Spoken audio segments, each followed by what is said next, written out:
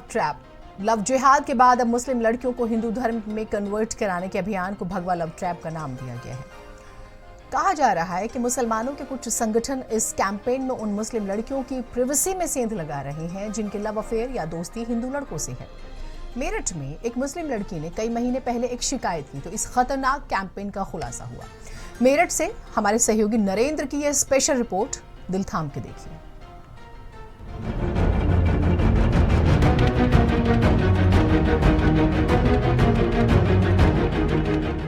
इन तस्वीरों को देखिए।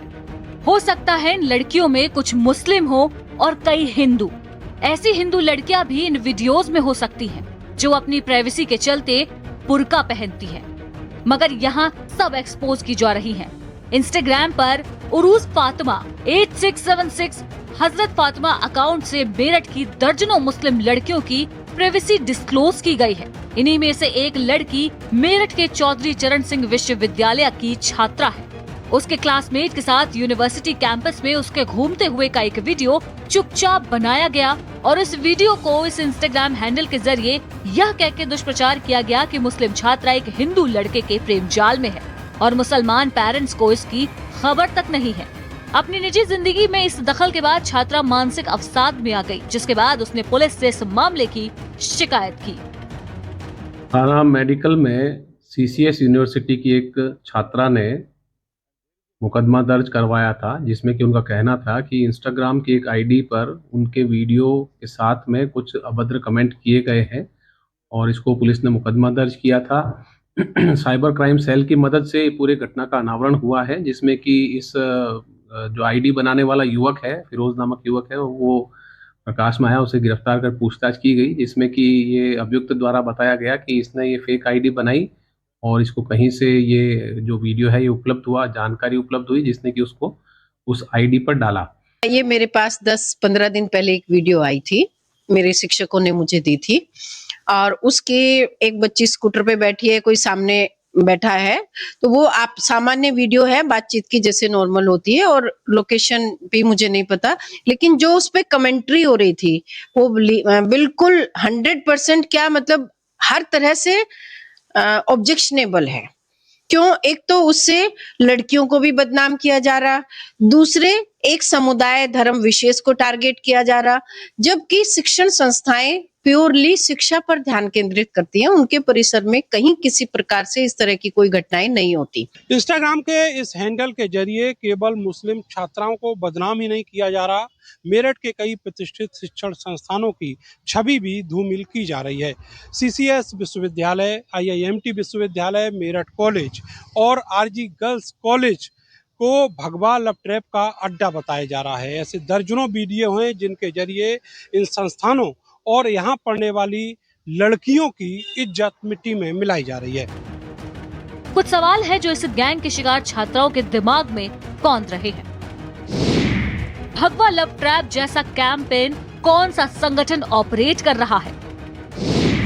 मुस्लिम लड़कियों की जासूसी का अधिकार इस गैंग पर कैसे आया? ऐसा तो नहीं इन वीडियोस के जरिए लड़कियों को ब्लैकमेल किया जाता है। इतनी लड़कियों के वीडियो पोस्ट किए गए मगर सिर्फ एक लड़की ही सामने क्यों आई? बेइज्जती की शिकार बनी मुस्लिम लड़कियों की पढ़ाई छूट गई है। भगवा लव ट्रैप की आड़ में ब्लैकमेलिंग का खेल हो रहा है या फिर मुस्लिम लड़कियों का यौन शोषण हो रहा है? इस गैंग का नेटवर्क सिर्फ वेस्टर्न यूपी में है या पूरे देश में? इस गैंग के लिए फंडिंग कौन करता है? किसका दिमाग देश में सांप्रदायिक आग को फैलाने की साजिश कर रहा है? पुलिस इन्वेस्टिगेशन में शिकायतकर्ता छात्रा का वीडियो जिसे इंस्टाग्राम हैंडल से पोस्ट किया गया उसका कोई माई बाप नहीं है, यानी ये एक फर्जी अकाउंट है। पुलिस इस अकाउंट को बनाने वाले से लेकर इसे ऑपरेट करने वाले तक के डिटेल्स इंस्टाग्राम से मांगी है। अलीगढ़ के फिरोज नाम का एक युवक इस मामले में सामने आया।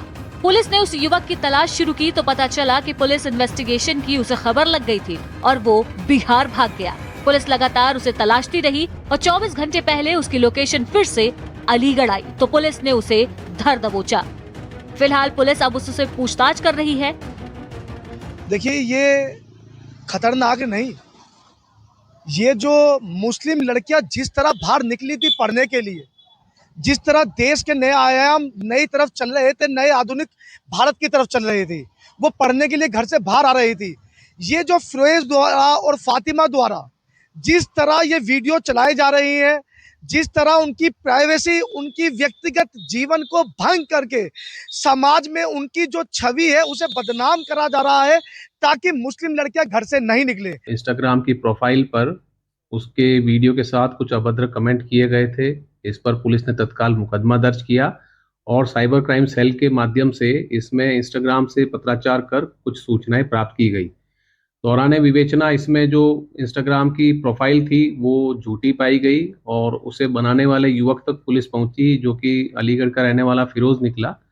और उससे जब पुलिस ने आगे पूछताछ की तो इसमें कुछ और लोगों की जानकारी मिली और इसमें जो साक्ष्य फिरोज के जरिए मिले हैं और जो अन्य हमको सूचनाएं प्राप्त हुई हैं टेक्निकल आधार पर, उसके जरिए इसकी विवेचना की जा रही है और जो और भी लोग इसमें शामिल हैं उन पर भी शीघ्र ही जानकारी कर कार्रवाई की जाएगी। केस दर्ज होने के कई महीने बाद भी यह अकाउंट आज भी एक्टिव है। पुलिस सोर्स से लेकर मास्टरमाइंड तक के ऊपर निगरानी रखे हुए है। पुलिस के पास कई पुख्ता सूचनाएं भी हैं। शायद इसीलिए फिरोज खाकी के शिकंजे में फंस पाया। अब देखना यह होगा कि पुलिस इस पूरे गैंग को कहां तक तलाश पाती है, इसका नेटवर्क, इसका सरगना कब तक पुलिस के चंगुल में फंस पाएंगे। कैमरा सहयोगी सानू के साथ मैं नरेंद्र, भारत समाचार, मेरठ।